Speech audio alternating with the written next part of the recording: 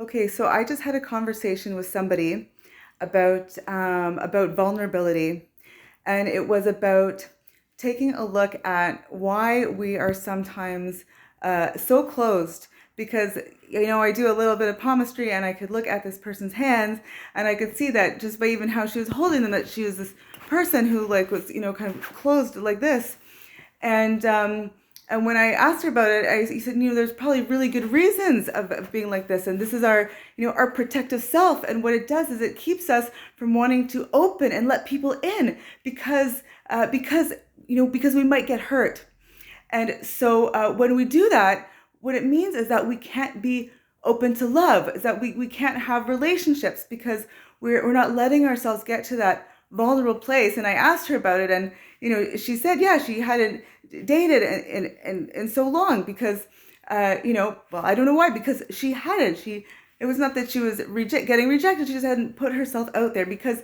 the way that it shows up for her, you can see as being so kind of closed. And we all have that, that inner protective child inside that protects us in different ways. My way of protection is exactly the opposite. It's not closing up, it's going out there doing everything so I can look at everybody else and I don't have to look at what's inside. When we can foster these moments, this vulnerability, and when we can practice being vulnerable, it's a skill just like anything else.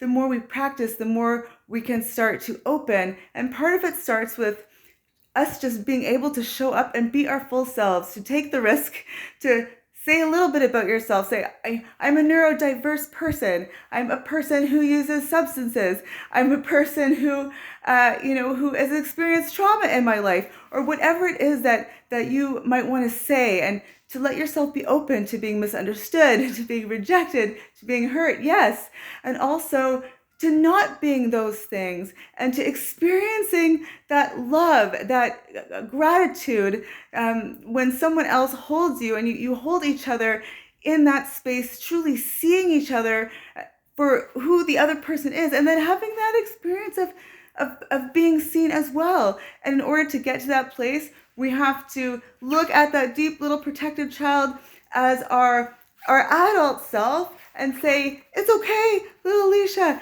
I got you. This is adult Alicia, wise Alicia, and I've got you on this journey. I'm going to take care of you. It's okay to open yourself up. So the more that we do this, we can let that love in, and that just fosters our own healing back in and again on itself.